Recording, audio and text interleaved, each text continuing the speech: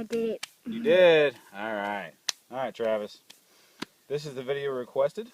I have my videographer, my almost 7-year-old daughter, Abby, who is faithfully behind the camera. This is what I've already collected from a couple days ago. And this is what I'm going to collect now. This tree right here. I don't know where the cut in the tree came from, but it's here, and I'm going to make use of it. So all I do is scrape it out. And I have to say, this is probably one of the best finds I've had.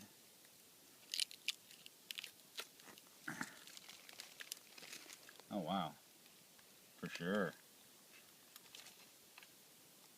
And Abby, to continue our science lesson, always settles between the bark and the tree if it can. That's the tree trying to protect itself. Anyway, depending on how stuck it is to the bark, you may be able to scrape it off, and you may not. And if it's nice and old like this one is, 'cause I've been keeping my eye on this one for about 5 years,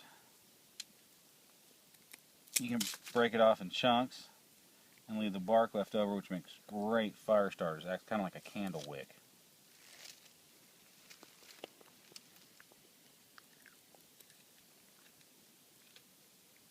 And we may just go ahead and leave that one as is.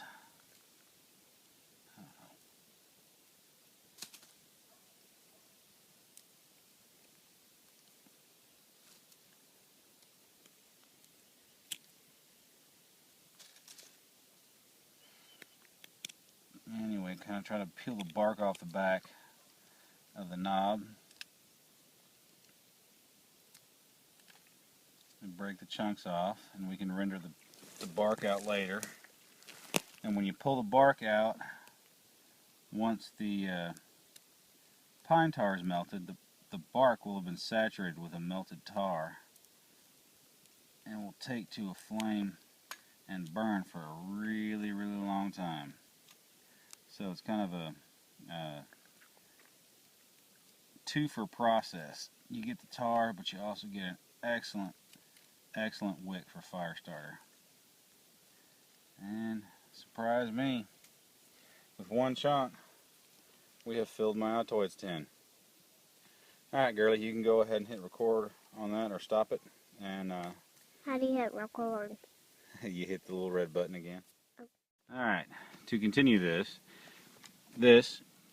is pine tar I processed last night. I actually showed a picture of it. And this is stuff we just collected on video a few minutes ago that Abby was recording. The only difference is it's been melted down. It takes up less space, but the properties of it are exactly the same. You can take a knife to it and you scrape it out, just almost like butter. It's quite a bit harder than butter, but you know, a knife's no challenge to it. So anyway, we're gonna get set up and get started to turn that into that. So here we go. Be right back. There you go. Good job, girlie. Alright guys, to continue, low temperature is the key here. But it's still hot. So a nice pair of tongs handy.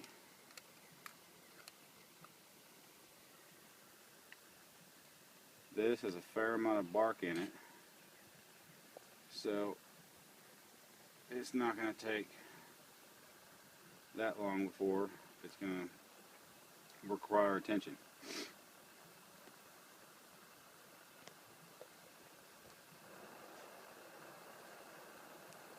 And temperature control is kind of a trial by error. You got to learn the touch for it. So you can hear it crackling. That's a good thing. But at the same time, you don't want it to heat up too fast or it will light on fire.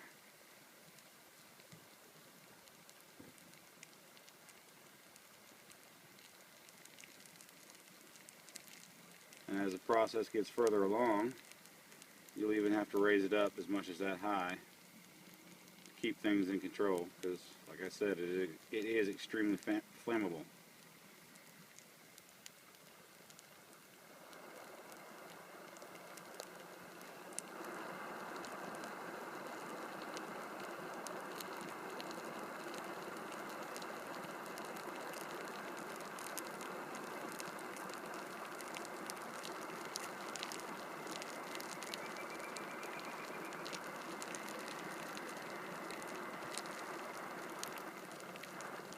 Once you get a nice melt going on, which we're just about to get there,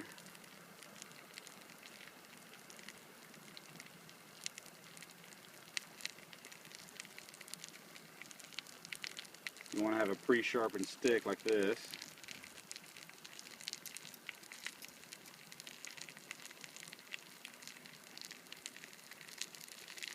Move things around a bit. Apparently there's a spider we're making very not happy right now. Hey buddy, I want to get out of there. There we go.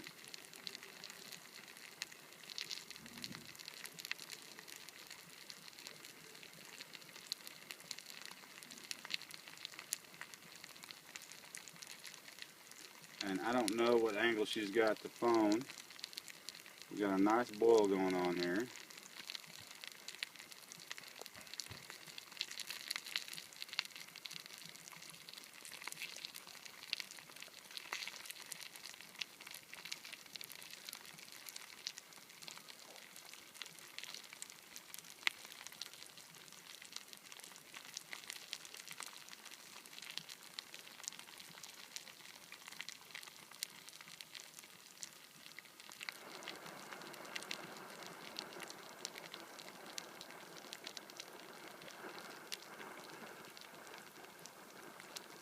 There we go.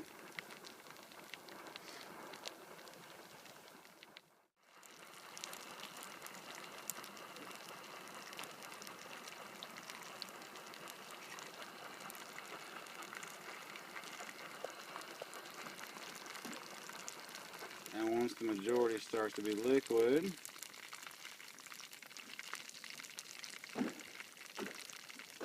we can start taking out the bark chunks and setting them aside for those fire starters we were talking about. Hey buddy, how we doing?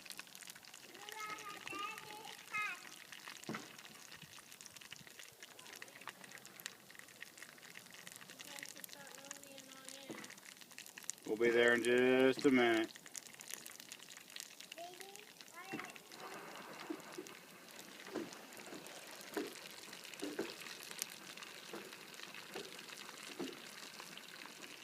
And as is pretty apparent by how reflective and glossy these pieces of bark are,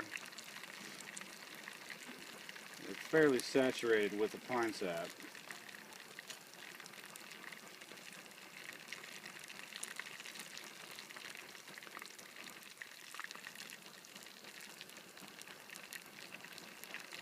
And I tell you what, these make excellent, excellent fire starters.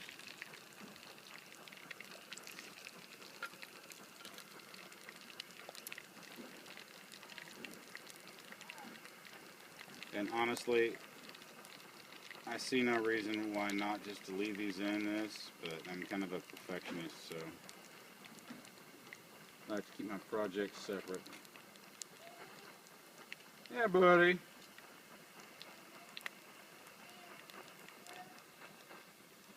And now that it's all liquid at this point, you can take it off the stove.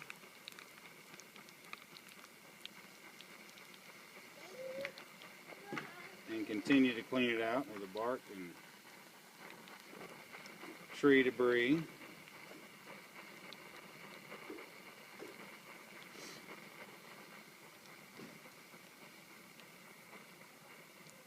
And that will give you more room to add once this cools down. Unless you thought ahead, which I didn't. Thought ahead and brought more of those balls of the crystallized pine tar with you to actually do this. And honestly, it would be better to have a bigger container than an Altoid container to do this with, but these are free. My kids eat these as candy, so we have a lot of them at our disposal. Alright guys, well I've lost my helper here, so I'm going to have to try to videotape this myself. Just to catch you up, we're letting it cool down. The resin you see in there surrounding the bark with the resin stuck to it. Now we put those chunks in there afterwards. So to get settled, and now we're going to add it back and try to melt some of that resin off those and get those saturated with the resin, and make some more fire starters as well as some more pine resin to be used. So let's see if we can get this back on here without the assistance of a videographer. There we go.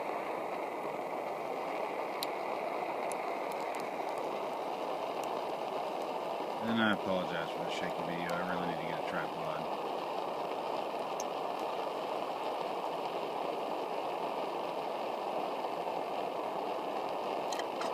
Alright, and at this point we just got to start playing with heat to draw that out. Heat up the pine tar that's already been rendered, or clarified actually, and get that to meld with what's embedded on and in and around the bark that we put in there.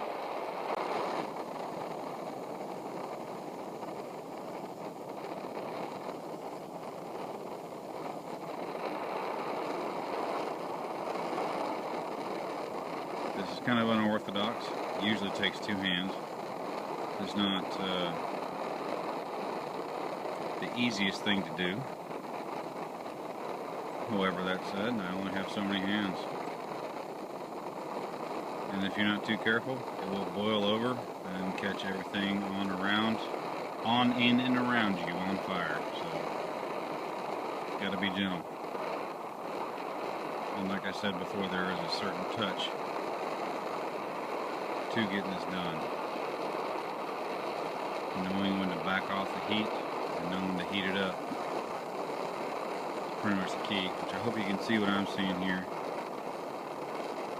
The rising level of the pine tar around the bark tells me it's starting to boil on the bottom and expand.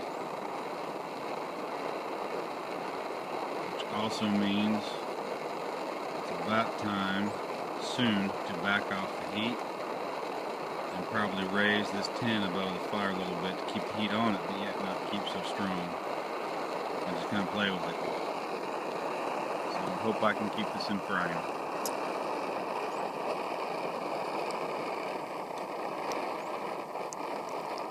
Let's go ahead and raise the heat just a little bit. I only have so many hands, like I said.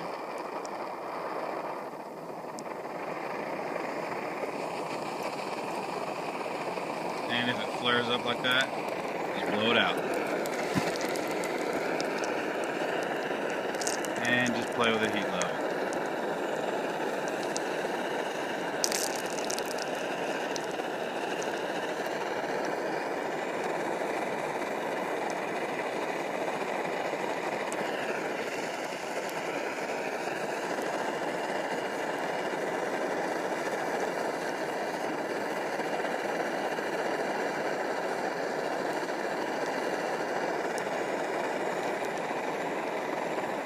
Pay attention to how much it boils and how vigorously it boils, and that'll help you, or at least kind of guide you to how close to keep it to the flame.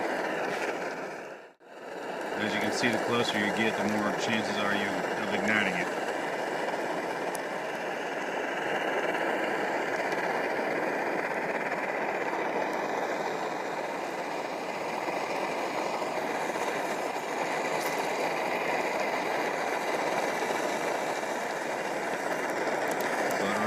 When it really starts to pop and spit like this, I'm just going to leave it. I'm going to go ahead and take this thing off the flame. It's smoking really good. I'm going to move those pieces of bark out, put it in my tinder tin, and be done with it, and leave the clarified project as it is. And you guys have seen me done that before, so I'm just going to leave it, turn the camera off, and go from there. Thanks.